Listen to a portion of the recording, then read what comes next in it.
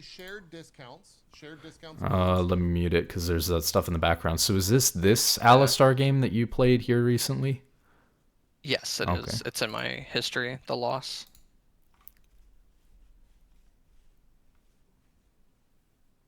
I would prefer to go over one of the other games just because. Do you want to look at the replay in the client then instead of this video? Because it's Yeah, I can't. I can download it and send it. I know you said you prefer the VOD, but I mean, I do prefer the VOD because then I can see your clicking, but if it's a game on Alistar, which, like, it is an engaged support champion, but you don't play it as much as your other stuff, and, like, there are a lot of little specific details that matter, so I'd rather watch a Leona game. So I can open the client and I can find your Leona game.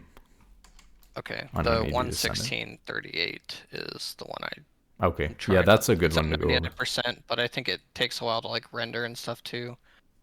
I messed up uploading them yesterday, so my apologies. Like, we do win this game, but it's like I think we got lucky. Yeah, I mean, you're dying a lot in these games, like, in general, I guess the last couple, but even for Leona, who obviously dies a lot, like, if you can get your deaths down and get these plays to be more consistent so that you're not going for the one. Oh, why can I not? I can't download the replay in there. Oh, I can. Here we go. Oh, really? Oh, okay. Yeah, it's fine. Yeah, I just have to click on it. It's strange because I thought the button used to be on the side. I guess they moved it to only in there to discourage people from looking at them. Yeah, it is for me, but yeah. Yeah, okay, I got it. I'm curious if I go to see someone's. Yeah, maybe it's just for your own profile now. That's different than it was before. Oh, yeah. Okay, you can see it, right? I think so. It just shows your... Oh, wait, I had to click here. Okay, yep. This is pretty typical how I end up playing the early game, unfortunately, so it's a lot of inting. Well, we'll see. Yeah. 30 seconds until minions spawn.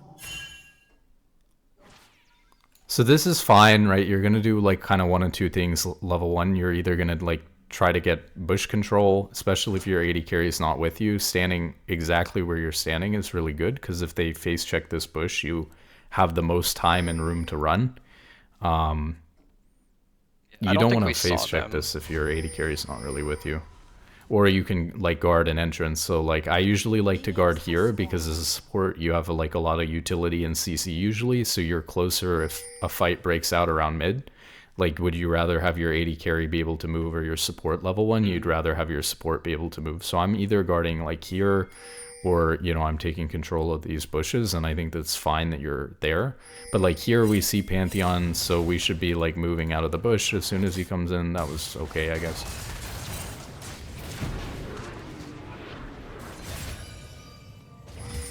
This looks good. Yeah.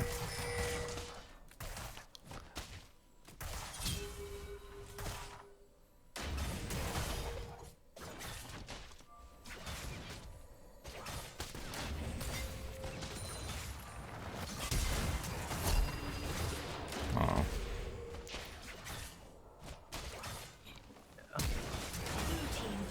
So like little things, like I think here your Twitch and you are not on the same page. Like clearly he's not down to like go for this kill anymore.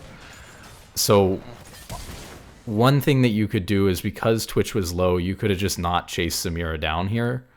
I mean, she has barrier, so I guess Twitch is gonna die here if you try to do this pretty much no matter what. She also had flash. And then here, like you didn't kill her by one auto attack because you max ranged Q'd. But if you had auto Q'd auto here, then she dies, right? You get that one extra auto in. So if you had continued chasing her down instead of stunning her right here, and then auto Q auto instead of using the Q right away to lead off, you would have actually got her here. I think I was just trying to instantly stun so Twitch could get another auto, but yeah. But I think in general too, like while the level 1 fight was okay and this just ends up being really close, I think that you don't want to coin flip these as much as you think that you do, because a lot of times, like, even though Samira and Twitch are both weak level 1, there's so much that can go wrong with these plays that it's something that I've definitely stopped doing as much. Even on a champion like Braum, who's like incredible level 1, I just hate going for plays like this because they always end up being, you know, down to like one auto or you playing like mechanically perfectly. The way that I like to think about it is that when you're higher level and you have more abilities, you actually have more room to misplay and still win the fight, because when you have more abilities and an actual advantage over your opponent, then when you go for a fight, even if you mess something up, like you get that max range Q instead of an auto Q auto, it doesn't matter as much, or at least it's not going to kill you. And so you have more room for natural human error if you wait until you have like more abilities, more HP, stuff like that to fight. Oh, that makes sense. I don't really think that like your bot lane or their bot lane is significantly stronger level 1, so there's not really a huge advantage there in fighting. This is kind of interesting.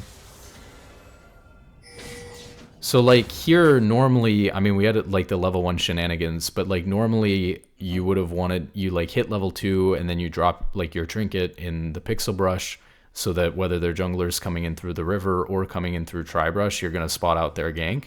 I think it's good too, because will spot out like an early gank, but it'll also spot out their full clear. Well, this might actually end up being okay. Nope, just kind of close. But like here, I would not have looked to roam here at level 2. Like I would have been interested in maybe dropping a ward here for our lane, since the level 1 shenanigans happened and we were just laning and didn't have that ward. So we could have gone for that ward just a little bit later when we came back into lane. But like Hecarim could have just ran you down here because you're like level 2 to his level 4. Yeah, it was just another really kind of, let me go back and look at this. Galio's like really safe here too, like his waves pushing into him. He's like a super tanky champion. He's up a level on Katarina right now. Like your jungler's trying to finish his full clear, so you're not like linking up with your jungler here right away. This is just like an angle 100% for you to just like be chilling in lane here with Twitch, and maybe dropping a ward in the river for Hecarim. And it just ends up being... Is there any situation where like doing the 2 or 3 wave crash, whatever we did, and then roaming is good? Let me go back to look at the wave bot lane. Because I figured we have like a stacked wave here with the cannon. I would have more time to do this. Oh, so you're... Okay, I see what you're thinking. So you're thinking like, we shoved a wave in, I have a turn here. I think the problem is that when you're level 2 like this on Leona, your turn is literally just going to be to ward. You don't have enough time to like make it all the way to mid or something. Like, let's just look at like where the wave is here in bot lane, like what's happening to Twitch and stuff like that by the time that you get to mid. So like here, we're not even at mid lane yet. I mean, it would be, let's say we're going to mid, it would be a little bit faster if we're walking through the river, but like we're not even in mid lane yet, and the wave is dead, and now Twitch is 2v1 on an even wave. So you don't have time to even walk all the way to mid here. You only have time to like walk halfway up the river and walk back, or like to ward and then walk back. You don't have time to do like enough here. And so now Twitch is like zoned off of this wave because he's 1v2. Whereas like if you're here and Pantheon's like low on HP like this, or like half, like this is actually bad for their bot lane. It's good for you guys. And then this fight is kind of close again, but like we don't really want to be taking super close fights in solo queue where we're like relying on our Emerald teammates to play everything perfectly. We want to be taking like really lopsided fights that are clearly in our favor.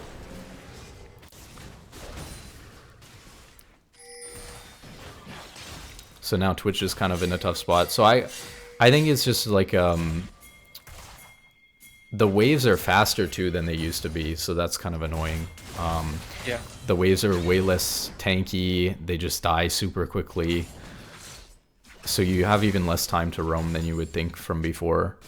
And so if you're like getting comfortable with roaming a lot for the first time and getting used to those timers, and now all of a sudden they've been thrown off, that's pretty annoying too. Yeah, like the start of the season too, with like the grubs. This is good. Like I was used to leaving lane at like 3 minutes permanently, basically, because you had to get grubs and then be back for dragon and. So I really like that you're looking to fight right here when you're coming back into lane. I think that this is all good, but I think really here, like Twitch is super low, so obviously he's not doing anything. I think here, when they turn back into you, like now they're trying to fight you because they know Twitch can't help. They just don't realize that Katarina's roaming probably, or like maybe they do, but they don't care or whatever. They're probably not noticing it. So I'd say when you have them in this neutral spot right here where they're turning back into you and they're no longer running away, you've accomplished what you were trying to do by just like sprinting at them, right? Which is like you're baiting them into this fight, and now they're baited at this point. Like he's still walking forward. So you can do that, and then once their behavior changes and now they're staying instead of leaving after getting the wave in, now you can be walking back here away from the Pantheon, and you can just be kind of full. I guess you are walking back a little bit. But it's little differences, like a little bit earlier and they get baited a little bit further forward. Maybe you have a chance to live. Maybe Twitch gets an auto to help you or something. But yeah, I would just start moving backwards, recognizing exactly how far Katarina is away from you, and that doesn't go too well. Like Katarina's just a little bit too far away from you. Twitch doesn't have enough HP to help. Yeah. Well, I was really stupid too, and I forgot that I didn't hit level 3, and I was like, oh, I'll just press W when they go in. And... Yeah, it happens. This is good again. This is the same situation as before. Like you do actually, I mean, I guess Katarina's not roaming, but it's the same idea as before, which is when they're overstaying in lane like this, and you can prevent them from recalling, you know, it's kind of good to fight here, but you got to be careful with the timing. Yeah, and this is what I mean by being careful with the timing, because like there you would have wanted to back off again, but now Pantheon's here, and so now it's, you know, it went from we're stalling out Samira's back to like now we're just dead into Pantheon. If we back off before Pantheon can influence this at all, then it's fine because we just chunk out Samira. She's just chunk out as Twitch. If she just decides to recall, then Twitch gets to shove the wave in. You know, even if they both just recall, at least it's kind of neutral. So the concept is right. In a row where I'm like committing for a little too long. Yeah. The concept on fighting them right when you get back from base and they haven't spent is correct, but the execution is a little bit off because you need to be a little bit careful with how strong they are, and you're obviously like pretty under leveled, and like the timing of when their support gets back and all that stuff. This was good, that you were looking over here and moving. This is fine to potentially stall for them to come. They didn't come, and then you back off, right? That's nice.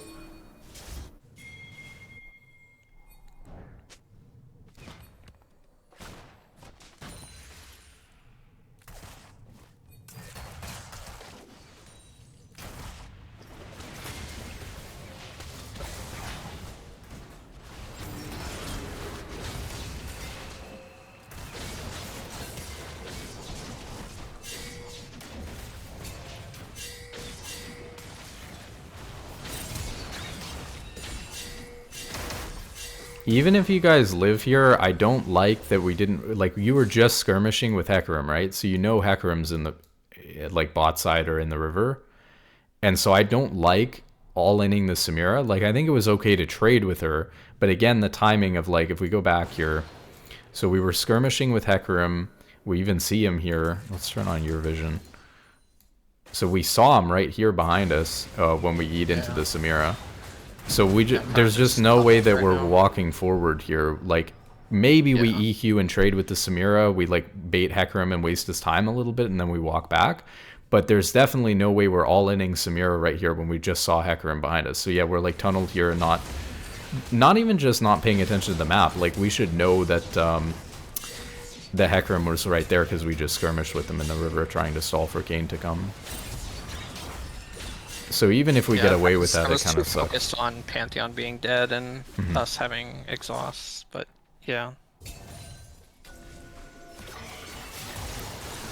I guess another thing I'd say too is like this kind of like over-aggressive playstyle is really good for, I've talked about this a lot, learning League, right? But you're at a point now, I think, having hit D1 where even if you're an Emerald right now, but having hit D1 and clearly like if your champion pool discipline was better, you're winning a lot of games on Leona and stuff like that. You're bouncing back from having demoted quite a bit, but you're doing fine. So I'd say you're at the level now where you need to like slow down your gameplay and be more picky about what fights you choose, because you're good enough now that you don't need to be skirmishing like this to know what fights you win and what fights you don't win. Yeah. You need to be paying more attention to like the game, where people are, and picky about what fights you choose to take.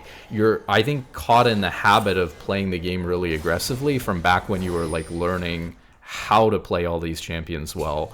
Now you've gotten to a level where I think, you know, without having seen too much of you play, but based on your op.gg and your rank and stuff, I think that you're probably good enough now that you should focus on being more picky, and playing a lot safer. It's a really boring game. Like most of the time you have to play really, really safe. And it's the biggest contradiction, because if you played safe from the time that you were like, you know, starting to learn the game, you would never get good enough to be able to play at this level. But there's a certain point where you just gotta flip a switch and start playing really passive. Yeah, I think all the games that I've won, well, never mind. I mean, you won a bunch of these games, right? But still, like, games where you're doing well. I would say, I guess I'm just, like, frustrated with teammates, I guess. That's a bad thing to say, but I feel like I have to do so much, otherwise the game is just out of my hands. And I think that's another thing that happens to people too, and I feel the same way a lot of times, is like, well, I'll have two things that I'll do. One thing is like, you feel like you need to win every game by getting like 10 assists at 10 minutes and like doing everything. And you don't have to win games like that. You'd be surprised by, you know, like this game right now is in a bad spot, but you've done a lot of like really aggressive, really thin plays. And the state that, this is a good roam, right? We can talk about that. But like the state that this game would be in had those bad plays not happened in the first place would be a lot better and a lot more winnable. So you get into this mindset of like, I need to do everything every game, and I need to like get a ton of assists. I need to be everywhere on the map, and you just don't a lot of the time. Let's go back because I'm just yapping through all this. You just don't a lot of the time, and so you'd be surprised how many games that if you're just like 1-0-3 or like 0-0-4 or 0-0-5, you're gonna win a ton of those games. And so sometimes less is more. And then the other thing that I do, which I don't know if you do this or not, if my AD carry is bad, when your AD carry is bad, obviously in theory you want to play safe with them, right? Like you want to kind of make it a non-aggressive lane, just kind of babysit them through farming and stuff like that. But what I do a lot of times is I'll get frustrated if my AD carry or my teammates are bad. I leave them. And I'll try to force, well, yeah, you could, a lot of supports will like perma roam and leave them too, but I'll try to like force all-ins, because I'm like so confused that they're not following up on what I'm doing, that I'll just like force an all-in, because I'm like, okay, here's a free kill, are you going to do it or not? So that worked a lot in Diamond, but I find that these games, like, they just don't even realize that it's an all-in angle. Right, or right. that it's winnable. So, well, yeah, so there's another problem, which is where they're like not good enough to know their champion or the 2v2. And so I just end up completely inting into them, and they're question mark pinging me because I'm... Yeah, I don't disagree with you. This is one of the hardest parts about when you're going through a period of time where you're demoting a lot, is that the games in theory should be getting easier, but you're so not on the same page as your teammates that actually if you're playing really aggressively, where a D1 AD carry would 100% follow up and get a kill, your Emerald AD carry is just not doing that. And so you actually need to play even more passively against worse players that you feel like you should be punishing more.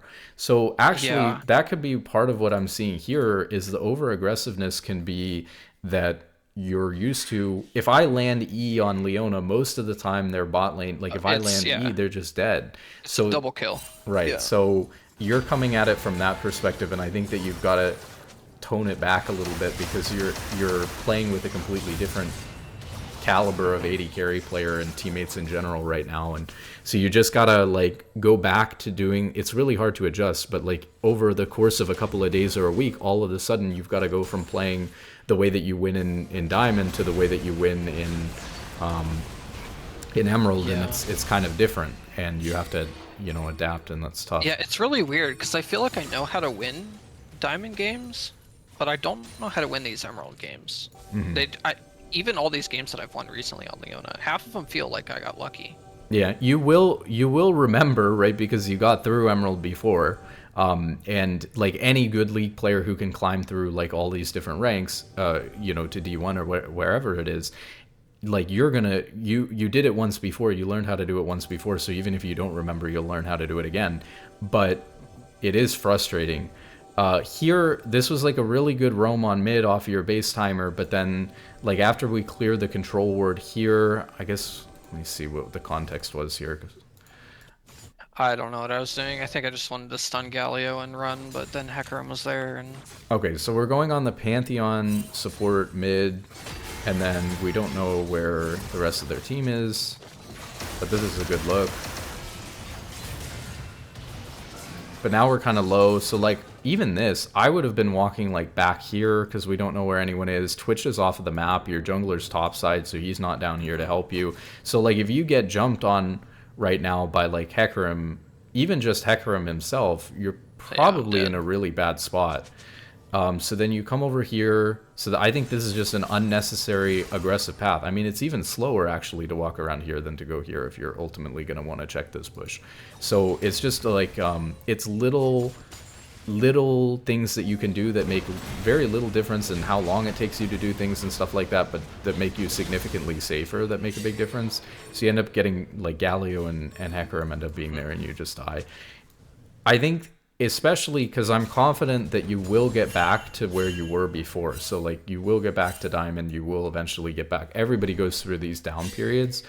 When you get back to a higher rank like D2, D1, like high Diamond, it's things like this that are going to help you get to Masters. This is like paying attention to where people are on the enemy team who you just haven't seen in a while, and knowing like, hey, I can't really kill this control ward here when I'm half HP because it doesn't matter all that much, and we don't know where Hecarim and Galio are, and Galio is probably likely to be mid. So well, I only died there because I walked up, but yeah, that's true. But yeah, just yeah, like I should know. Not obviously I do know not. Same thing with like the bot fight when we knew Hecarim was there. But even when you don't know that they're there, just respecting like that you don't know where people are. We miss E, it's whatever. Let's see, we're like significantly under level 2, and obviously that's because we've been doing a lot of roaming and dying. But XP is weird on support because it doesn't matter as much as other roles, but it does matter a lot that you get to level 6, right? Yes, so yeah. I would constantly find myself like not level 6 by, I mean, like, even right now it's like gonna be 12 minutes in the game, I'm not 6. Like, right. So I think, especially on engaged supports like Leona that are super ult dependent, prioritizing getting XP until you get to level 6 is really, really important and can make a big difference in how much impact you can have on games. Because imagine if you had just like laned, you know, a couple of minutes instead of some of these plays, then all of a sudden you have level 6, and then the plays that you do go for after your level 6 are much more likely to be successful because you have that extra huge tool available to you.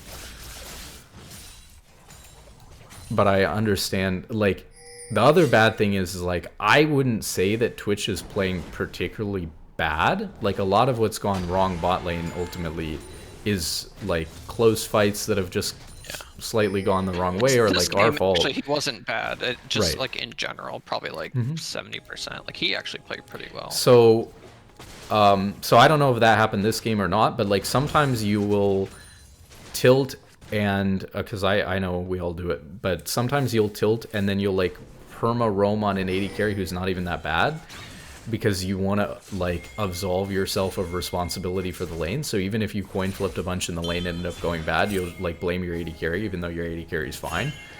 And we, you know, definitely don't want to let that happen. Like, at least if we're perma roaming on like somebody who's filled 80 carry or something, it's one thing. But like if we mess up bot lane a little bit, and then we start perma roaming on somebody who's actually fine, then that can kind of suck. This is really nice. I feel like this game. Maybe I don't Should still remember be what I was okay. thinking. Yeah. I think because I saw the Pantheon. Maybe he was like guilty roaming because I roamed, and then he just perma roamed. So then I felt like I needed to match it.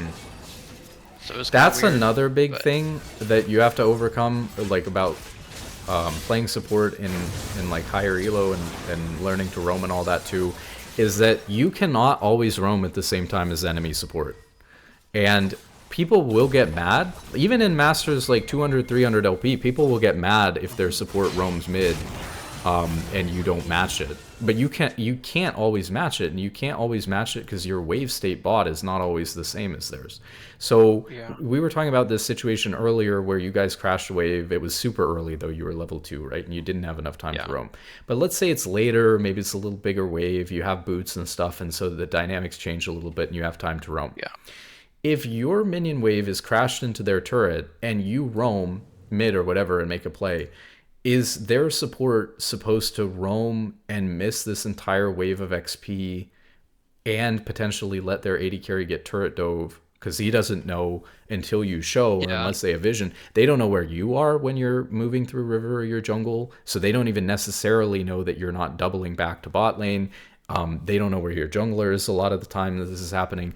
So you put their support in a really tough situation. If they try to match your roam mid, then their AD carry could potentially get dove and lose a wave. They're losing a wave of XP even if their AD carry gets it all. There's no guarantee, especially if they're behind, that they'll even be able to do anything to help mid, even if they are 2v2 mid, right? If they're super far behind or you're 6 and they're not, sometimes they can't even do anything even if they're there.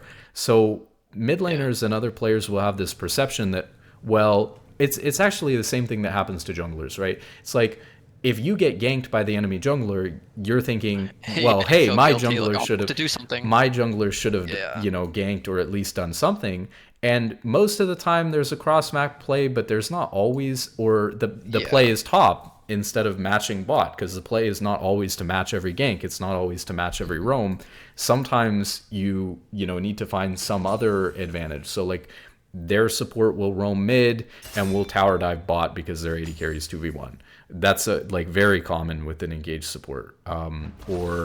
Yeah, I would say when, like, if, let's say it was reverse and they crash the wave and Pantheon roams, and then I see him mid, like, what I would do is just try to all in with my AD carry on their AD carry. And, like, just try to zone them.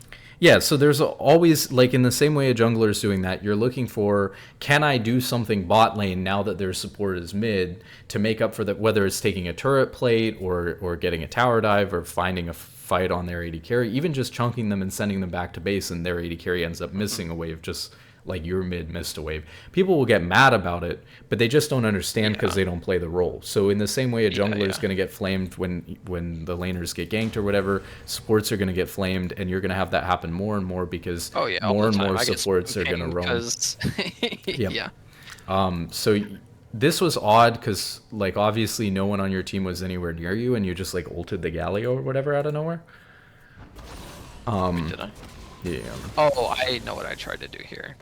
Oh, I guess he was in turret. So, I also remember this game too, because I was uploading the Alistar game, and for whatever reason my ping went to like 120. Yeah, that's so I not had to good. play this game on 120 ping. Oh, Yeah, anyway. you can't play while you're uploading. That's no good. No. But yeah, I guess you were trying to like chain lock him under the turret or whatever. Probably alt tab checking your upload here. No, I actually was S-keyed there, but then I got surprised by the Flash Pantheon. Because I was trying to bait Galio into coming in because I saw Cat there. Unfortunately, I die. It was a bit odd. She was a bit far out, but it's fine. Yeah. At least initially. Like, the second bait was fine, but the first one where you tried to CC him under turret, I think, like, holding your ult for when Cat is in range or something. Really? Even if you get him faster and he like takes a lot of turret damage, I feel like he'll just walk away before Katarina gets there. Like, if you actually properly CC'd him and he goes down to like 500 HP or something, he's just gonna walk away after. I mean, we could go back and look at it, but it's fine. Let's see. What's the turret HP? We're like not really caring that much about. I guess I'm thinking about like first turret here for feats. It's not a huge deal, but actually I don't even know what the state of it is. Maybe somebody already has it. No. I think they have first 3 kills, but nobody has turret, and I don't think all the objectives are gone, or the 3. This I like a lot. Except Twitch is... My team came down and then weren't there. I'm like, okay, I'll just leave, and then surprise Pikachu.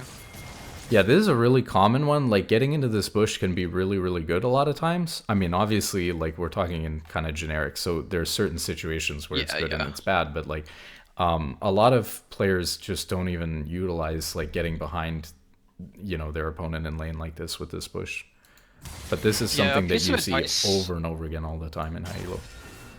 Yeah, a piece of advice that was given to me before was, like, as a support, just gank your own lane. Yep.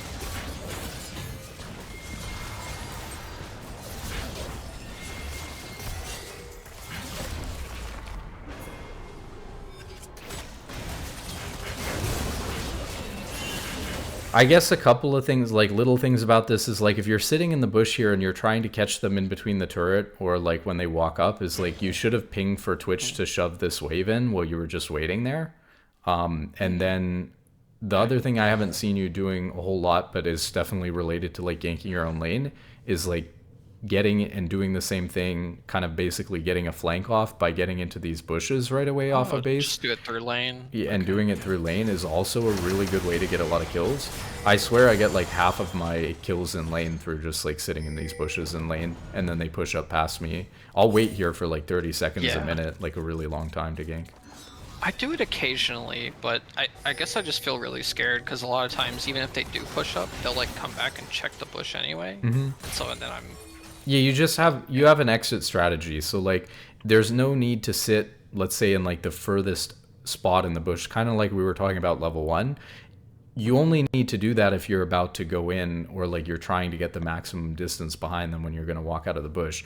So even if you're trying to get behind them and they're pushing up this way, you can sit in the corner, the furthest back part of the bush, and then if they start coming towards it, or and you're not wanting to take the fight for one reason or another, or they're going to check it and you're not in a good spot, then you can just back out through the bush and run, or like you did level 1, you can stun somebody with Q and then walk out. I mean, there are definitely times where it can backfire, but in general it's pretty good. Let's see.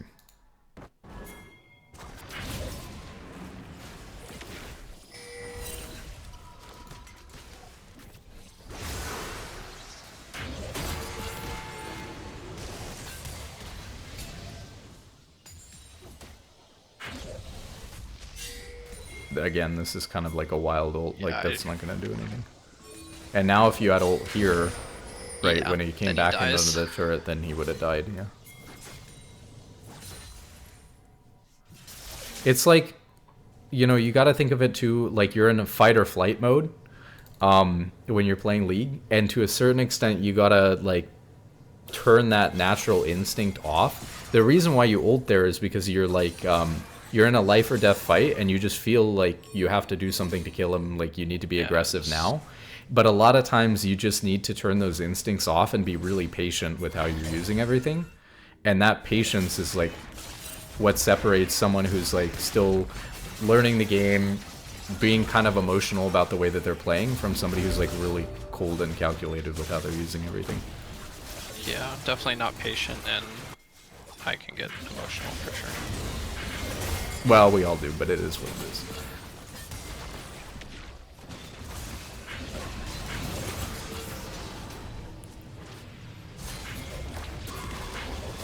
Yeah, this is fine.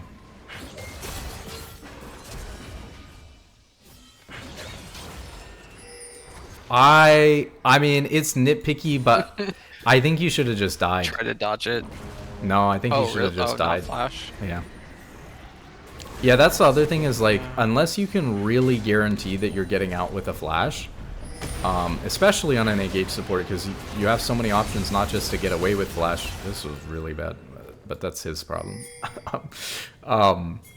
Not just so. It's really bad if you flash and still die. It's such a long cooldown that you'll see a lot of good players often opting to hold their flash, even if it means that they're just dead. A lot of times you just gotta accept here that like what was happening with this play is your team's taking Rift Herald, and they got it, and you guys bailed, and you're looking like absolutely doomed. And so if you die there, you know, you're probably not even worth that much. Well, supports get a lot of assists, so that's kind of unfortunate. The way that the assist works is like a kill resets your death tier all the way, but a assist like ups it 1 level. So there's like 6 levels to how much gold you're worth, and an assist will knock you down. So like if you're 0-6 and you're worth like, you know, cannon minion like 90 gold. Yeah, then it's like 80 gold or something. If you get 1 assist, that'll bump you back up to as if you were like 0-5. But if you get 1 kill, it bumps you up to as if you were like 1-1. 1-1 or whatever. Or 0-0. I didn't know that actually. So yeah, there's a couple of things about that. So like, actually this random, I was going to say that you're probably not worth a ton of gold. So in a situation where it looks like your chances of getting out are just really low, I wouldn't go for like a hero flash or anything to try to save yourself, especially on an engage support where you can use that flash aggressively to pick up a kill or two. It's definitely better to save it for a more guaranteed play instead. So a lot of people will hold stuff like that if they feel like it's not gonna be guaranteed one way or another. But yeah, also that's really important to think about the gold thing I just told you about, because on engaged supports, you'll often find yourself 0-6. But let's say you're having a really bad game and you're like 0-6-0. If you pick up an assist, that's great. But if you end up accidentally KSing a kill when you're 0-6-0 or you're 0-6-2 or something like that, or 0-5-1, whatever, that's even worse to pick up that kill on accident than it is if you're just like, you know, 2-2, or if you're you have a bunch of assists, so like you're 0-6-6 and you're still at the tier 1 gold amount. So knowing that's important, because it's really bad to KS when you're like 0-6-0 or something. I don't know how often it happens on Braum, but Leona has so much, like, I mean, you have the W passive, you have Sunlight, you have Ignite. Like, I end up KSing. It happens. Accidentally a lot. It happens a lot. It happens a lot, though. It does happen a lot. Yeah. I mean, I play a lot of Leona. She's my second most played champion. I don't know about this split, but in general. And it happens a lot. Her specifically. Yeah, I mean, between her W and Aftershock, better 80 carry, like the higher up you go, 80 carries will actually time their auto attack around the fact they'll wait. You've probably seen this a little bit. You got a taste of it. They will hold their auto attack for your W, knowing that it's about to go off. Or lower elo players will hit never her think E about at that. 6 stacks. They'll like actually wait for them to get like, at 100 HP and then they'll do it. But let's see. So they get engaged on here. Where are we at? What's going on here? I think I tried to ping them off. Let me go back even further to have some context here. So when I see Scion ult here, question here, like when, yeah, sure. Sorry, Yeah, go ahead. Didn't mean to interrupt you. I was just saying that, like, when we see Scion ult here, like, you need to be immediately, like, pathing towards wherever the action is. Most of the time on support, you're just pathing towards wherever the action is. And so when I see Scion ult up here and then they're continuing to chase, I would just be, like, immediately pathing towards the situation, even if it ends up being a nothing burger, even if we want them to back off, just to help make sure that they're, like, okay with the play that they're going for. Not only are we not pathing up there, Twitch is recognizing that he's pathing up there, and so now you don't have anyone in mid that you're supporting at all, so you're just by yourself in mid. Let's see, but what was your question? My question was, when they do this, and to me this looks doomed, because maybe I have the outside track now. This looks like a 3v3 for no reason. Do I still come to this and just guilty die with them, or? It depends on, I mean, you don't want to die, but, like, sometimes you'll end up dying. But it's just that in solo queue, you want to be supporting what your team's doing, even if it's the wrong thing. Even if you are spam pinging them back, you still want to be pathing to the situation because you're accomplishing nothing in mid anyways. So shadowing them top, like being like here right now or something to walk them out, is not going to be a bad thing. And sure, you don't want to get baited by a bad play and end up just giving an extra kill away for free, which is why maybe you'll be a little bit further back or like spam pinging them back. Or so you're going to play for them to get out while keeping yourself safe. It's like when you're in an airplane, like you got to put your own oxygen mask on first before the other people. Let me go back and look at the specifics. But I don't even think it's necessarily going to be that bad of a fight. Let's see. So we're like slow to move on the play, but it's not. Yeah, I mean it's not looking that great. I think what I was thinking here is that I could stop the Galio ult or Pantheon ult, but. Okay, so let's talk about this portion of the game. Anyway, when we're thinking about the game in general, and we're just looking at the champions here for a second, this is a big thing that I talk about a lot that helped me get a lot better. What do we think when we're going into a team fight on Leona this game? How are we using our abilities? Like, where do I want to ult? What do I want to Q? Like, what are we using our abilities on in this fight? Yeah, my basic thought here is just to like try to keep Singed and Hecarim from running in as much as possible. Okay. Stand in front of Galio, engage, try to hold Qs if Samara goes in. Like I can't stop everyone, obviously, but just try to disrupt as much, like engage and chase, because that's what their team wants to run forward and kill. So I have to try to stand in the middle and peel. Yeah, I think that like when I'm looking at the champions here, the champion that you can disrupt the most, the easiest is Samira. And so you were right in saying that like you'd want to hold like your Q for Samira and things like that. You are right that like Hecarim and Singed and stuff are going to want to run in, but like if Hecarim ults and goes unstoppable or whatever, and you're like looking and focusing on Hecarim, then that's like not a good thing. There's only so much that you can do about Singed. So I think that your job in these fights is to shut down Samira. Like you're basically, your job is to make sure that Samira never gets a long ult off. If you can cancel Galio ult too, great. And then the way that you would do that, right, is you're probably canceling Galio ult with your ult, and then you're probably using Q on Samira because that's more. Because Galio's not going to be ulting right next to you, and you're not going to want to E into him either, especially if you end up doing it too late or something. Yeah. You just ruin your positioning.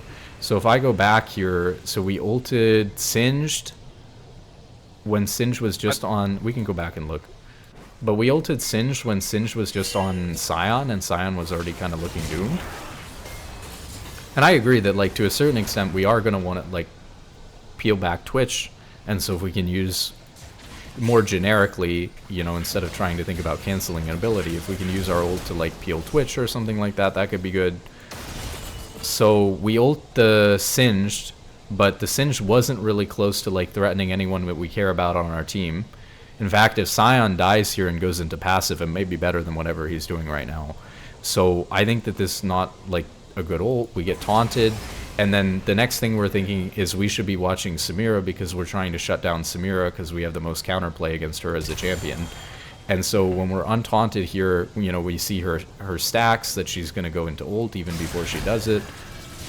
Okay, this is actually good. I think you did cancel Samira ult right away. Yeah, and then she flashes. And then the Galio ult is coming through from back here in the bush. So... yeah, I guess, like, if we had held our ult, imagine if we can ult the Galio here who's sitting on a ward, ulting. Yeah, it would help a lot more. If you can shut down Samira ult and Galio ult in this fight, your impact on this fight is gigantic. Like, you're having such an outsized impact on this fight. But yeah, it doesn't go very well. Kane's not here. And then, let's see, like, that's the other thing I would say is that you don't want to get taunted. I guess we have to look. You don't want to get taunted by Galio because, again, when we do come in here, we're trying to, like, walk them out of a bad situation instead of, like, full committing to the fight. So, like, here, we walked up, I guess we're trying to get in front of Twitch. Twitch walked up really far, too, to be fair. Yeah, and then he ends up flashing, and then you kind of get baited in. So I guess you kind of got baited in by Twitch's positioning, and then you still managed to cancel the Samir ult, so it's not that bad, but... I think it's really important before you get into every game to think about, you know, like, just to look at the champions on the enemy team and think about, like, what are the most useful ways you can use your abilities in a fight, and then look at those champions in the fight to see what's going on, because team fights can be really messy, and this fight in particular was like just a complete like clusterfuck, you know.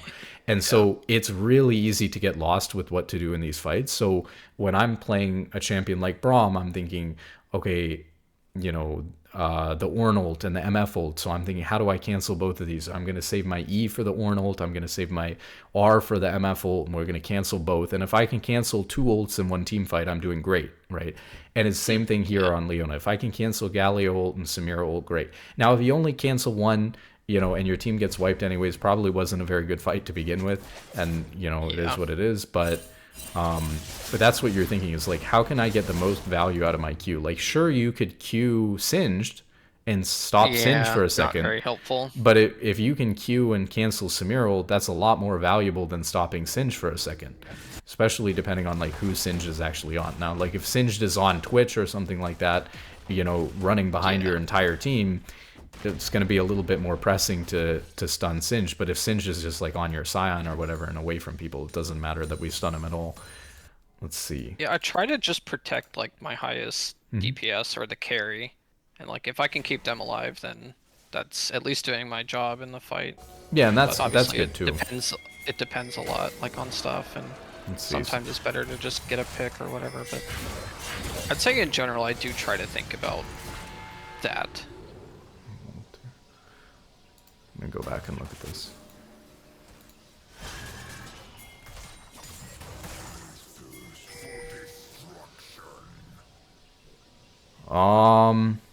I don't like... I know it looks juicy here because Samira's half HP, but this is another thing like I've been talking about. So we come off of the reset from the team fight, and their entire team is like also coming off of reset. So they're all going to be like back here fanning out or whatever. I don't like looking for a fight here at all because we know Twitch, Scion, and Kayn are not here. Yeah. So if this could actually end up being, if we go in here, this could easily turn into like a 2v5 or something like that. And Katarina is like full running away from this because of probably recognizing a similar situation. Yeah. Whereas like you're committed to, I mean, you're in a worse spot actually if the E ends up connecting. Like you're fully committed to this fight. And if you are going to look to, there's an argument to be made for just like throwing your ult immediately. It's hard to hit, right? But like there's an argument to be made that if you're going to go for this, that your best option hit the ult. here is to go for I ult. saw Singed and didn't want to. Okay, here we go. And now all of a sudden, like, when we go in here... And I think you were just trying to fight them the whole time, frankly. But, like, Singed or Scion and Twitch are here now. And, you know, Scion coming in with the ult makes it... kind of turns the play around. I guess they did Otacon the whole time. That's another thing, too, I guess, that I don't like about this situation is, like, if we go back and we think about what we should be doing coming out of base here... We're looking for a fight, but we probably... The first thing I would have been thinking here is, like, Otacon is the only objective on the map that's coming up. I'm going to go drop a ward on Otacon. And instead, we're looking for, like, a fight mid. Oh, we I tunneled again on, like, oh, she shouldn't be allowed to be this far up. But just dropping the objective, which is terrible. Yeah. Oh, the turret's bugged. Yeah, I heard the ult, so then I thought it was okay to go in. But yeah, I don't think even these 2 kills is worth losing Otacon. No. In hindsight. So yeah, it'd be nice to ward Otacon and then go from there. Most of the time, especially in like this mid part of the game, your job on support is to like run out onto the map, drop 3 wards, and then recall and get 3 wards again. Yeah. It's actually really boring. Now, you do want to hover people, right, when you have the opportunity to, like, obviously you're not going to spend all your time just, you're not going to replace the wards if you don't need to. Yeah. Just hold them and put in where we need them. it's just you're resetting twice to make sure that you have. Let me go back because this is kind of important. But you're like dropping your wards around the objective or around a lane that you feel like needs help if somebody's going to overextend. Like you want a ward and maybe in the side of mid lane so that your person playing mid doesn't get caught. But you're going to drop your wards and then you're resetting them so that if they come into Otacon and sweep all your vision, well, you're just here and you have a fresh set of wards. Whereas if you're stuck on the map with no wards in your inventory, then it's doomed and you can't contest. But you have time after that where you do have your 3 wards up, but you're not moving them around, where you're going to be able to hover a side lane, and that's when you're looking for the pick, or hovering someone to protect them. So the mid game really on support is all about vision first, and then hover and protect somebody or look for a pick. Here, and it follows with this kind of very aggressive gameplay that we're going for here. Probably because we're we've demoted and we're playing at a rank where we're a little bit disrespectful of the people who are playing here, and I think that you're looking to go for kill, and we're even forgetting about vision and stuff like that. So here we should be warding around dragon. I mean, it's nice to get some wards in the enemy jungle, but prioritizing getting vision around dragon here would have been nice.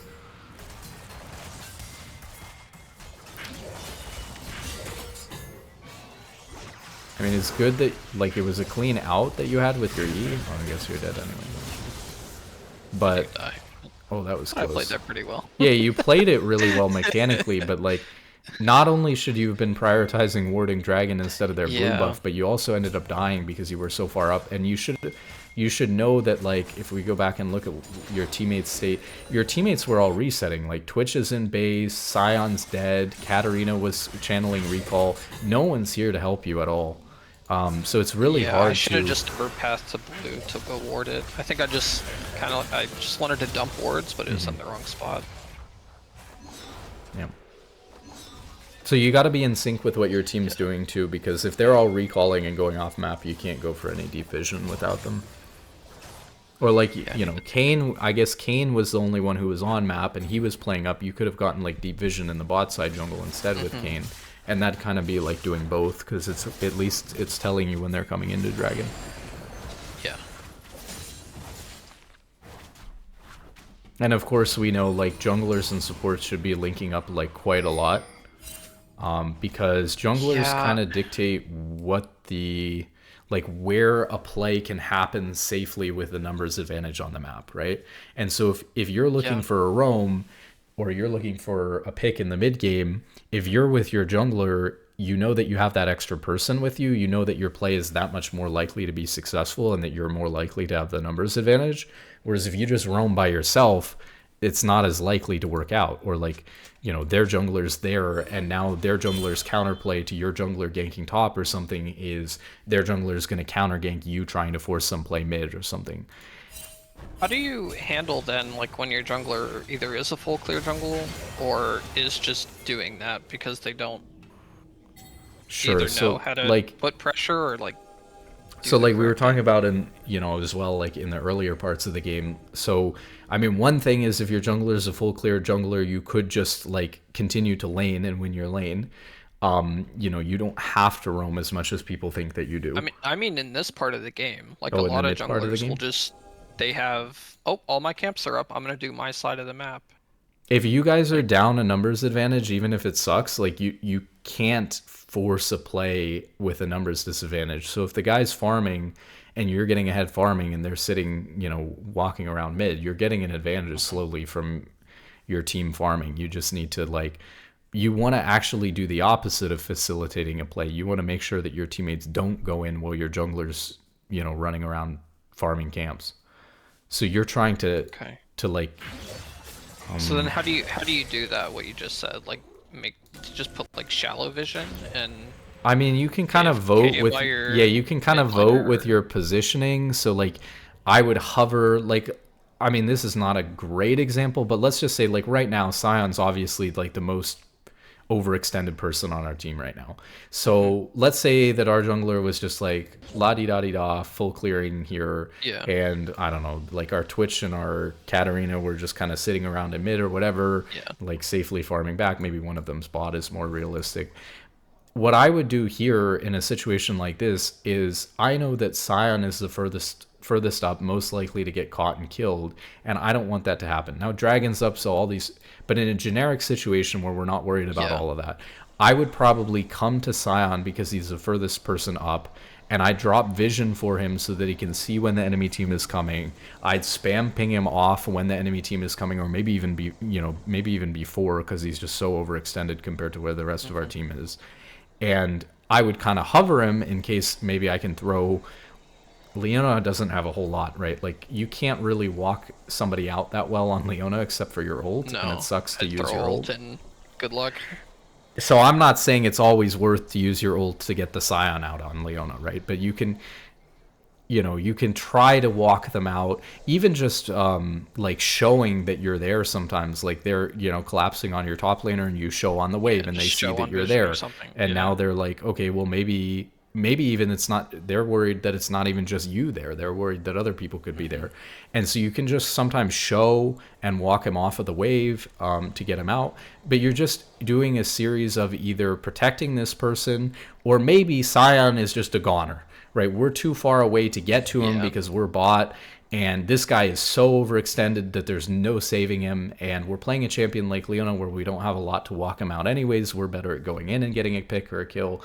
So instead of playing for the Scion, maybe we're playing for, Twitch or Katarina, and when we see that there are 2 or 3 top to kill the Scion, now we know that we have a window to go in and fight whoever is mid or bot. And so we're just doing the same thing that a good jungler would do, and we're creating that like counterplay on the other side of the map for what's going on to what they're doing to Scion. Okay. Now it sucks because the original question was about if your jungler's not participating in that at all.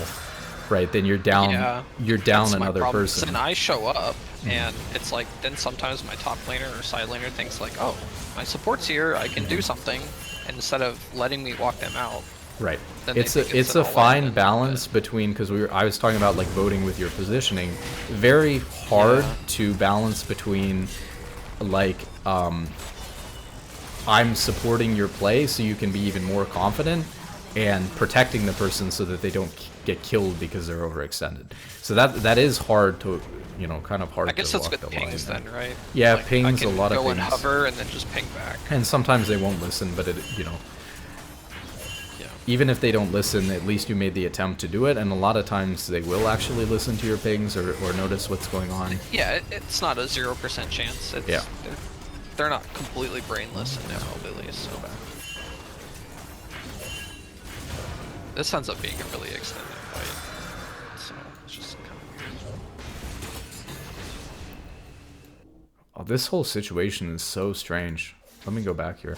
Okay, so you had died off of this, like warding over here, and then we have Dragon up, and Kayn is. I'm kind of confused by what's going on with Kayn here. So they're like taking the dragon. He's like farming behind them in their jungle. We get the pick onto Pantheon.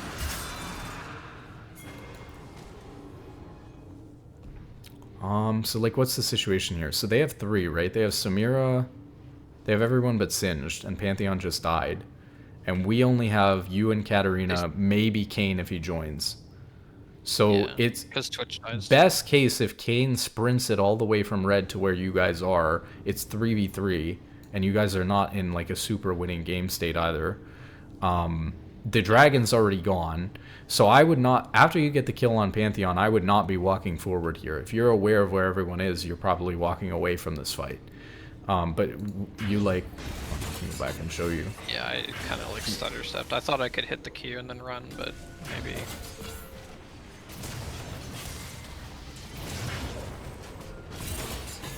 So even after the Q, you're like walking back into him. Yeah, so I think you could have just walked away here. Yeah, I should have.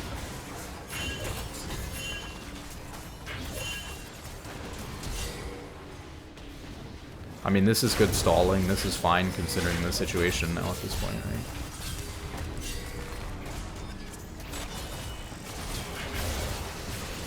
I mean, it actually ends up being okay. But it doesn't really matter regardless of the outcome, right? No, like these are Katarina all and empty Kane kills. are really strong, and so it ends up somehow working out, right? But like the decision and the situation that was going on was like a lack of awareness of where people were, which is something, especially when you get back to high diamond, like I said, you really want to get good at knowing where everyone is. I really think that at a certain point in League, if you break it down at a basic level, you're dying because either you don't know how your champion works, like something's wrong with your game knowledge about like your champion's damage and limits and stuff like that, which I don't think you're going to have a huge problem with. Like, you've played enough ranked games, you play a ton, you're comfortable with your champions, you're winning a lot. So like, I don't think you have too much of a problem understanding like your champion's limits. The problem is going to come from, do you know where people are, losing track of where people are. And you know, you've got like your teammates on vision the whole time, so you can't, people lose track of their teammates all the time, but you shouldn't, right? Because at least you know where they are permanently. Like, even when you said there was like a mid fight where you said that like you heard Sion ult, and so that you knew that it was probably okay for you to go in there, you should know where Sion is on the map, right? Like, it shouldn't have to, like, it's nice that you notice the sound. That's what I mean. Right. Like, I was watching him, Okay, and then well, that's I was fine like, then. oh, he's not really close enough. Oh, then I Oh, heard the yeah. ult, and I Okay. see him.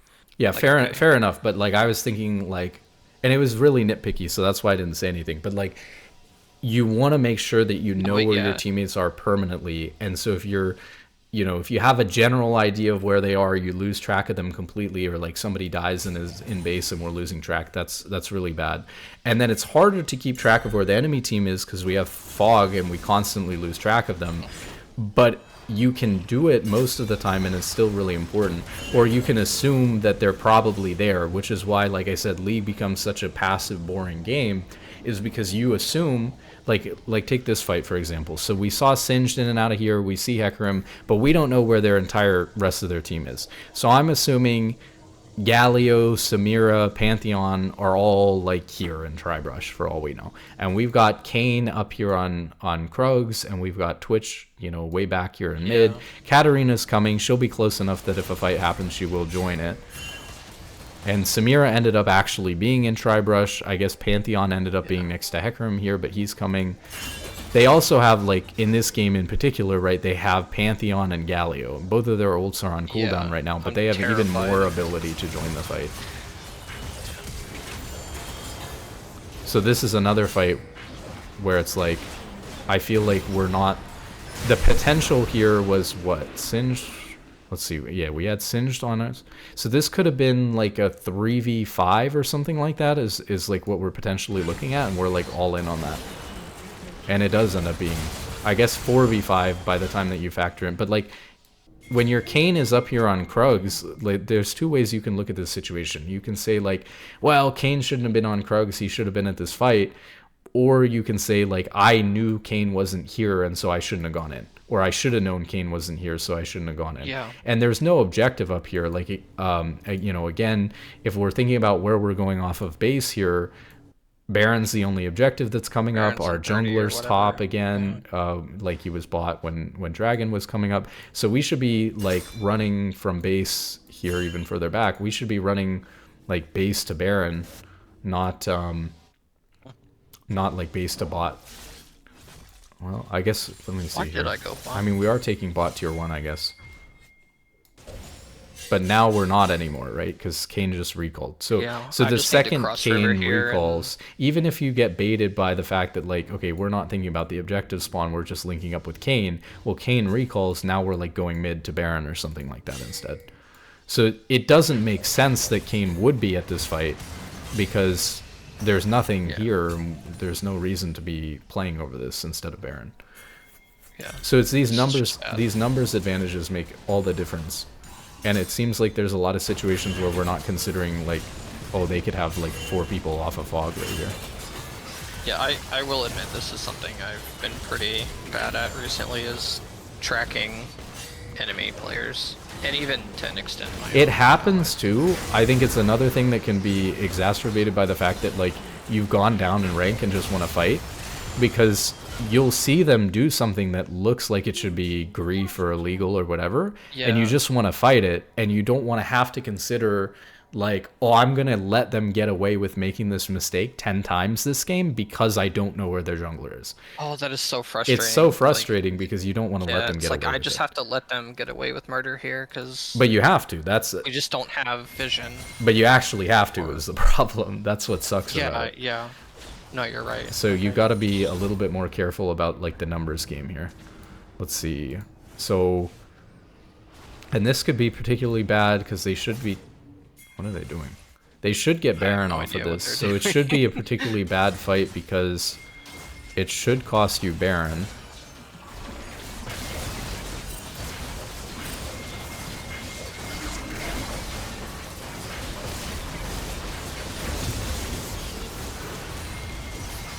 Slow this down.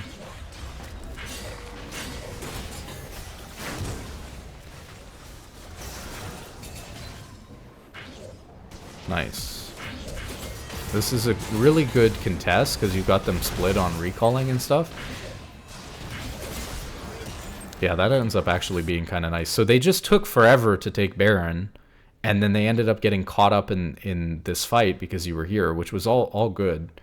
So it's a very similar thing actually to like when we were talking about they're overstaying in lane, and so you're just sprinting it at them and fighting them. This is the same thing with the Baron, right? Like you have a unique opportunity before they go back and spend all their gold from that team fight and from the Baron, when they're maybe even still like debuffed a little bit by the Baron shred on resistances and stuff like that. Like you have an opportunity to potentially also catch them, like some of them recall, which happened here, because after Baron, like every single time after Baron, most people are going to want to recall, but always there's one or two people there's always one or two people who want to stay and fight and think that they're going to get an extra kill out of it or whatever, and then if your team ends up getting split up, it becomes really bad. So this was good that you contested afterwards. And so it kind of worked out because you got 3 kills and you probably got some shutdowns and stuff like that too. And you took Baron off of half their team, but I don't feel good about winning that play because right. It's not like because it was a mistake to give them Baron for free in the first place by taking this random team fight. That, but then they inted into us. Right. So yeah. it's like sure. Let me see about like items. Items look good.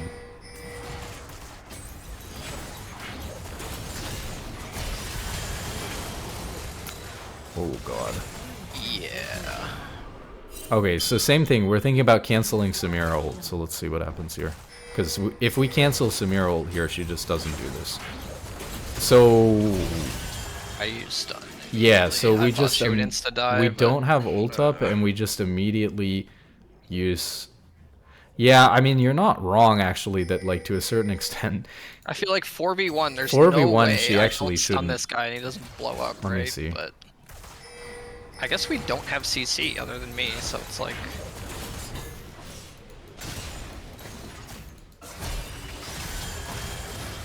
I think that your teammate's reaction is just a little bit delayed, but regardless, it's. Yeah. I still think you should have just saved the Q for the ult, and then this never happens. I guess not to be an excuse, but like the reason I used Q first instead of E is because she's been win-welling my E the entire game. Yeah, it's correct to use Q first instead of E against Samira. If you can get in range to do that. And we still win this game somehow, by the way. It's just like, I don't know, little details like that seem very minor can make a big difference, because all of a sudden like a free pick on Samira turns in, like you can turn that. You could have kept that by holding Q into either you guys are getting the turret for free, or you end up getting the pick onto the Samira anyways. Is this what we just talked about? Because to me, it's like it's illegal that Samira can sit here and hold us 1v5 or 1v4. Like she's just dead. But I should just let her stand there and. Yeah, you have to sort of save. hit the wave? You have to save Q there because at this rank, you basically just have to save Q there, because if she gets ult off on your team and no one else has anything to cancel it, you will all just die. Especially because she's fed. She's like 19 and 4 Samira, so you have to just hold your Q defensively there.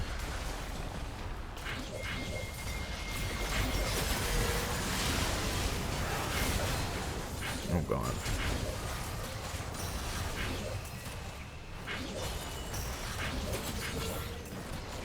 Let me look at this. I think you guys could have lost off of this. How do you win this game? Probably. Let me go back here. What is this situation? Yes, this is another micro example too, where it's like, why is Hecarim allowed to walk up here? Well, because they have 2 globals and Baron. We shouldn't risk flipping the game here. Yeah, I think this play could have I'm very seeing a lot of easily this stuff resulted now, in you so like losing the this is game helpful. outright. So let me see what happened here. Again, the concept is correct, right? Like the concept is they're trying to run away from this play on our base. The problem is that we still have Sion and Kayn dead, and they have all 5. So we can't actually go in here yet, even if they're.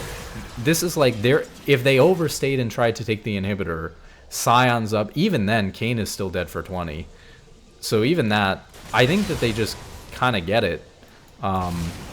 So the concept that we should be trying to stop them from leaving and going to the dragon for free is correct. But when we have 2 teammates dead, if they win this fight, like if they kill us and Katarina and Twitch, it's just GG. So it's really, really risky. And then they get, let's see what happens here. So Twitch gets out with his Q, kind of luckily. But they do get you and Katarina, so you trade Hecarim for you and Katarina.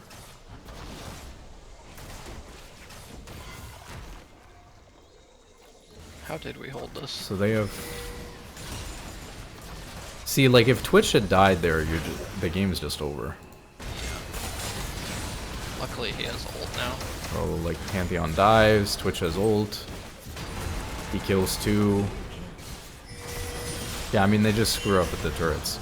But, like, if Twitch is dead here, we 100% lose the game. So that was really risky because of the death timers. Again, it's just like... Yeah, so I guess that's my main problem pattern, is like trying to punish, ironically, trying to punish mistakes without full confidence that the team is there. Right. You just need to, like, before you go in at all, you should just always be checking the map to know where your entire team is. And you should have, like, you should know even before you want to do it, before the opportunity presents itself. Like, right now we have 4 people with us and Twitch is top. So if they come in and fight us, okay, we can fight this because, like, their whole team is dead. Yeah, they're dead. It's just Hecarim. Like, we miss ult, I don't even care. At least we were trying to go in at the right time, right? Like, yeah. because the mechanics are fine, and like I said, you played a lot, you're winning a lot at a good rank. Your mechanics will just continue to get better over time, as they have been and as they do for pretty much everybody. So it's just like the decision making just needs to be... Oh god, this guy got picked. The decision making just needs to be a little bit more refined about what are the numbers advantages looking like between the teams. So let's see. So now Kayn is dead, so we've got like 4v5. I mean, except Singed is over here. We can fight this Pantheon here because their team is too far away. Like, technically it's 4v5 on the whole map, but we know Singed is all the way over here, and we just saw, like, Samir and Galio over down here. Yeah. So, and if they're not standing directly next to him, I know my Cat and Twitch are strong to do that. And so now, once we kill the Pantheon, I mean, he's not as strong as the Kayn, but now we have 4v4, so we keep going, which is fine. Yeah, I see Singed is flanking. Yeah, but, we like, send Singed as we far just need to away. keep- Yeah, so you just keep going here. This is great. You cancel the Samir ult. Yep. We keep going in because it's 3v2. Yeah. And even in the same game, even with like gold disadvantages and stuff like that, all of a sudden just like playing the fight well in terms of using our abilities and then like taking the right fights with the right numbers, all of a sudden we could be down like 2,000-3,000 gold. It doesn't even matter. Yeah. Same game.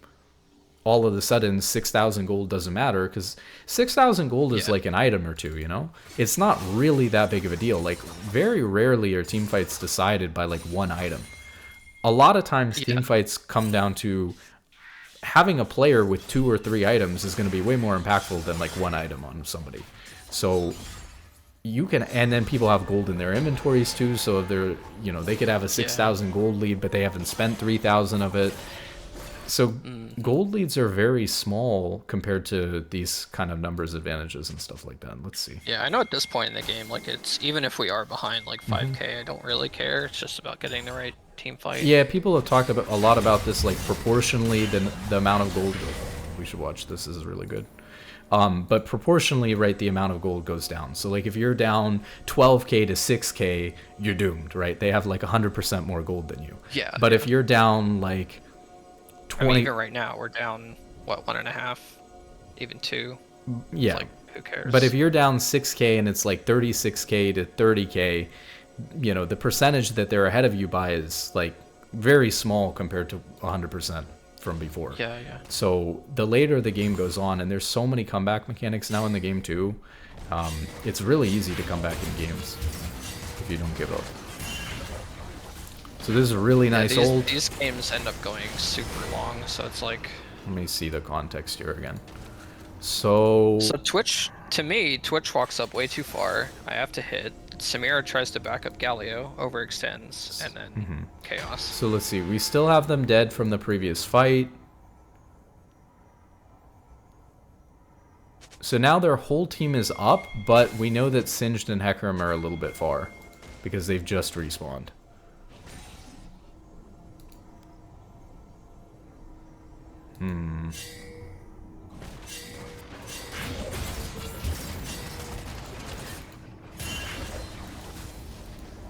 Honestly, by the time we go in, their whole team... I mean, we know Singed is top, but they could have 4 here. But what I like about this play is that you did actually hesitate and wait until, even though Kayn and Katarina are pinging this play back, they're doing the same thing we talked about earlier. They're coming to the play even though they kind of disagree with it or they're a little bit worried about it. And because of your hesitation, you actually allow for enough time for them to come into this fight. And now it turns into a really good fight because rather than this being like a 2v4... I guess, where is Pantheon? Pantheon must have gone somewhere else. I mean, we could look and see where... He just showed up here, but he must have been like... Where is this guy even going off to, actually? How is he not there? Oh, he was like waiting on an item or something? Because he respawned before the Singed and the Hecarim. They were the last to respawn, but he's like... Maybe he reset or something. Maybe he was waiting for a pink or something. Oh, back. I need to know what this guy was doing. Oh, clearing bot. Oh, he was clearing bot after the fight, and then recalled like way late. So he wasn't synced with this Hecarim and his Singed. So he was just like not at this super important game deciding fight because he wanted to catch a wave bot, which is weird. But well, I don't even think this was the game deciding play either. No, there's still another fight after. Yeah, there's so many things, but it's but it's still really important one way or another. So if I'm the Pantheon there, like just recall. Yeah. And get sync up with jungler. Yeah, this is a super important fight to be involved in one way or another. You don't want to let your team decide this on their own. But basically, the hesitation from you was good because it allowed for just enough time for Katarina and Kayn to be involved in the fight, and then it turned into a really good situation. Actually kind of scary, though, because their whole team could have been there, except for Singed, who we saw top, and we didn't have... Until Kayn and Katarina got there, we actually only had 2.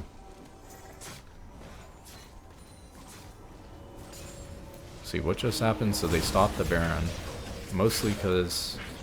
See, Katarina gets killed here before coming to it. And then King goes in, which I think is fine. It didn't look like there was much of a Baron angle here anymore. I guess those two are.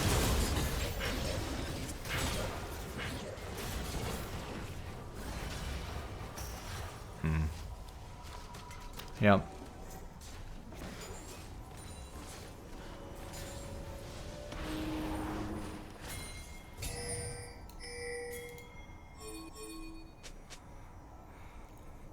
So we should be like running straight at like the Pantheon and like mid and Baron here.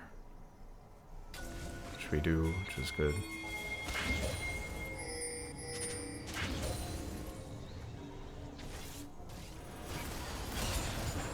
Okay, let's count numbers again and see. This really scared me. Actually, hold on, go back. So didn't we see...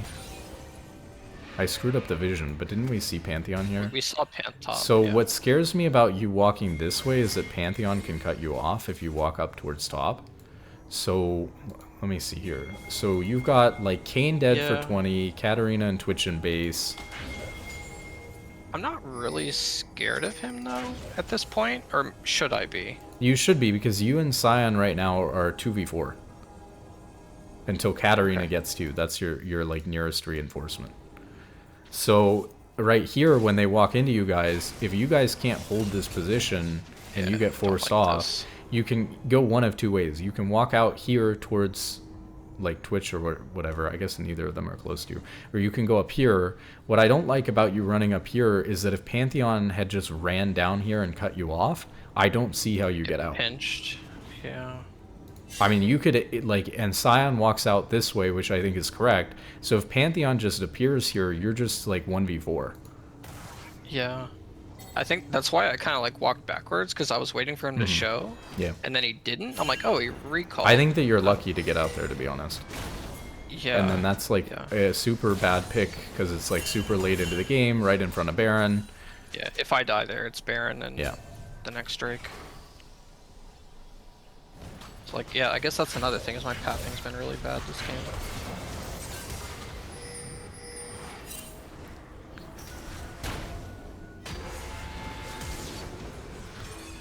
Oh I my did not goodness. think we were going in here.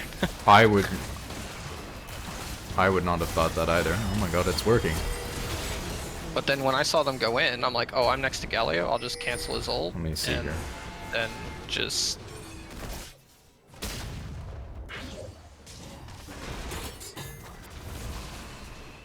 Yeah, I think you did the right thing with the information you had here. I would not have expected Scion to ult in there. You just prevent Galio from ulting during that time. And Yeah. he did. He held it instead of using it there, so that's nice. It probably wouldn't have mattered, but yeah. Game's Like, just over. there's no... actually. I'd have to walk 15 seconds back to the fight. Now I'm thinking, okay, 2v5, I can tank the towers. Yeah. Just end.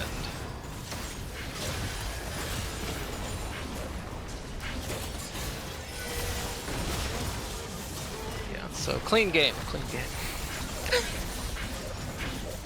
This is a good one to go over, though. I definitely say that your main this problem is is like you need to every keep game better that I track of play. your teammates and the enemy team. Yeah, yeah. It's a lot more obvious now. Like, you're gonna miss, you know, Leona E every once in a while. Like, we're only human, you Yeah. know? So, at the end of the day, it's like your mechanics are totally fine, and your instincts on, like, when to fight, theoretically, most of the time, are fine, but you're getting baited into, like, now is a good time to fight in theory, but I don't have the people here to support it. Like, they seem like they're really far up, or they're letting me hit them with Leona E, but if I don't have the people here to support my play, then it's not going to go that well. Yeah, yeah. Let's see, we have time. Is there another one? Let's go back. Oops, I deleted it. There would be. I'll just have to make it, like, sort of fast. Yeah, I just have to speed run it. Let me see if we see, like, so we went over this one, if the same problem is prevalent in another game. Do you wanna look at another Leona game? 1638? Yeah, that was I think that was versus a Maokai. Yeah. this was Yeah, we can go over that one. the one that we just went over. Oh, wait. No, no, Yeah. no. Then I the was looking one at the before that is the 312, enemy Maokai? Yeah. Yeah, this one. Do you want to look at this one, was or? not good for me. Yeah. This one, Kai'Sa was actually really good. Like, my ADC was good. But yeah, I probably have 10 minutes max. Oh, okay. 'cause I We'll have to be speed run it. somewhere. Yeah, it's just like if you see the same patterns. Welcome to Summoner's Rift. 30 seconds. Yeah, same thing. We like coin flip level 1. We just like, I mean, it was actually looking good, but I think we ran into turret a bit too much. It's hard to see because I went so fast. I'm actually less concerned about the laning, as bad as the laning was before. I'm actually less concerned about the laning than I am about like just keeping track of where people are. Hold on, what happened there? I think that a lot of the laning is a byproduct of like you not being comfortable playing with the people you're playing with right now because you like demoted a lot. Same thing happens to me all the time when I demote. I think that you will overcome that naturally over time, and that it's not that helpful for me to focus on like little misplays that are happening in your lane. I think you've played enough Leona games that you know how to lane on the champion.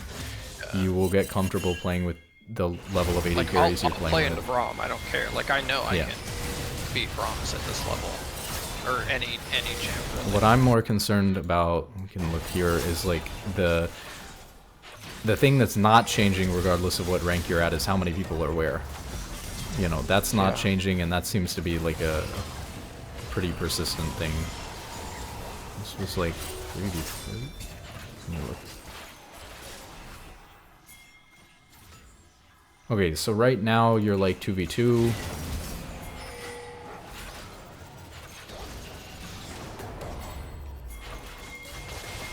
And then Zed's coming, so let me turn on your vision moment. I guess we don't know where Maokai is though.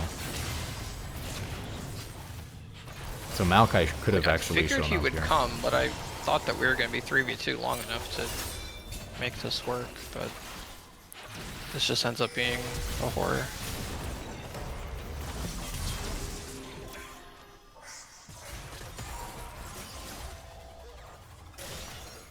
I guess it's not like fine. the worst, but I think you could have assumed that Maokai would have been there earlier. I think you should have turned on the forget who it was, whoever they were focusing in here Echo. instead of chasing this down, but we're roaming again. You gotta prioritize getting level 6. Let's see.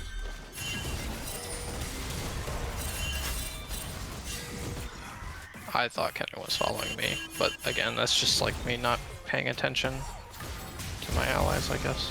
Yeah. I think I ping him here too. I mean, you wasted a lot of their time there, so it looks int, but it's not actually as bad as it looks, but still, yeah. That would be another thing, like, if you thought Kennen was still behind you and that was free. Okay. It's interesting because you have good awareness of like stuff like that's going on around you and like to move to these kind of situations, but sometimes you don't have the awareness in the moment of like where people are. Yeah. Like you're seeing a lot of good opportunities to move to, but you're not seeing exactly where your teammates are. I would say that's true. Is there any particular advice you could give on how to improve that? Or The thing I was just open my thinking eyes? about that is that like Turn on my monitor.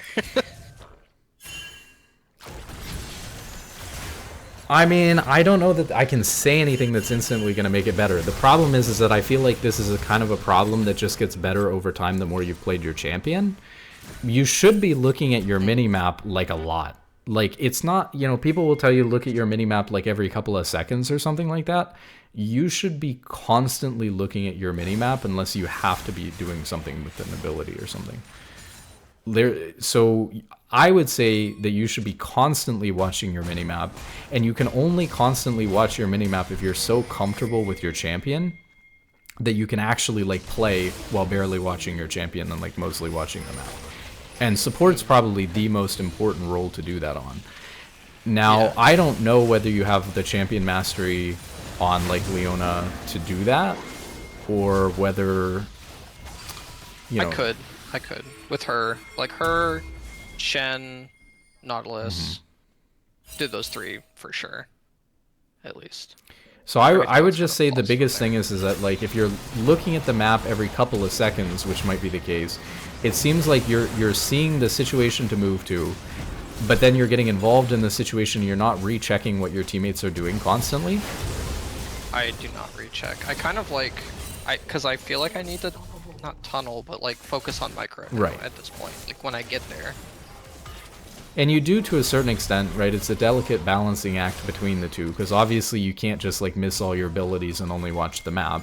But I would say that right now you're leaning too much towards focusing on the micro of your abilities and not enough on seeing what's happening with your teammates.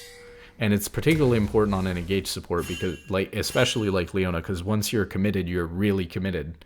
And so in a lot of these games where you're dying a lot, it's like you're dying a lot because you're over committed to these plays where you haven't seen this updated information. Your screen's unlocked, right? Yes, Yeah, I don't okay. play on lock. That's good. I played on lock screen for a long time. I got Yeah, to as soon Diamond as- on lock When screen. I first started playing, that was like the first question I asked. Like, how do I unlock this? Like, Okay, that's good. That's good. Because the other thing I is, played like, unlocked for a long time. some of these circumstances, I mean, it's really hard to judge. And that's another reason why the POV is good, right? Because then I can see like where your camera is at too. Some of these situations, it could also be a like a camera control thing. Like maybe your camera is focused, even if you're unlocked, can be focused too much on centering it around yourself instead of like having your camera back between you and your teammate and seeing more of what's going on, like more information about where your team is, because your camera is not just focused on you hitting your abilities. Your camera is focused on seeing where you and your teammates are behind you. I think I maybe focus on where too much the enemy is, and That could like, be 'cause I right. mostly have my camera like pushed forward. Wherever I'm walking, I have the camera in front of me. Yeah, that could be big for you, because if your camera's like right here, right? Like let's say if you're fighting this My situation, camera's- your camera's like this, right? You're like here. Yeah. You're looking even at the further down Maokai or the sometimes. Katarina or whatever, like preparing it to move even more forward. Whereas like I'd say obviously your best information is if you're capturing all of them, so your camera could be like here. Or, you know, so you're seeing what's going on with the Kennen at the same time. Like even with Caitlyn here, we're not going on Caitlyn. Like our E is on cooldown. Our main target is the Maokai. He's got plenty of health to burn through if we're even going to kill him here. I don't even think we have enough to kill him here. So I'm not even too concerned about what's going on with Caitlyn. So I'd be, you know, somewhere like this where we're sort of paying attention. Like we'd see Caitlyn cue us here, but we're mostly focused on the Maokai. But like if your camera is not capturing what's going on with Kennen here, you have a vague idea of a Kennen behind you to do damage, but you don't realize this guy's 400, 500 HP. So now all of a sudden you think you can do more potentially than you actually can. Actually, not gonna lie, that's probably exactly what it was. I did not see his HP, that he was tanking Dragon, and I'm like, oh, we can go forward because Kennen's behind me, and actually we can't. Right. So. Oh, that's actually a good point. Okay, let's see if I can show you, like... when do you have to go? You have to go? In like 5 minutes. Okay, we still have a little like bit of hard time. cut off like 5 minutes. But I appreciate the extra time.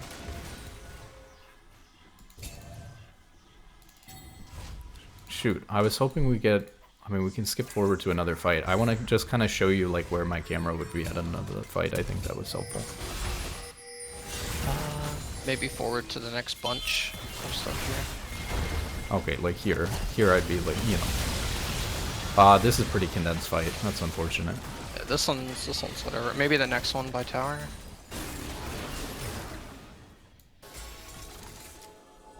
I would say my camera's like even further down. Now I'm looking Maokai. Now I'm panned way over because I want to see the whole alcove. I definitely didn't see Kindred coming in here. My camera's too far. But maybe it doesn't matter. This was kind of a weird one, too. I don't think... Oh, I remember I don't what think happened with camera this one. control was not the problem there. No.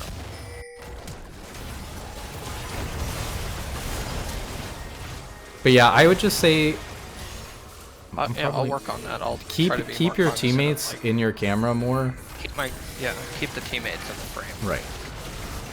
Let's see. Well, I mean, that's probably about it. Otherwise, we're going to go through so fast, I don't even know what's going on.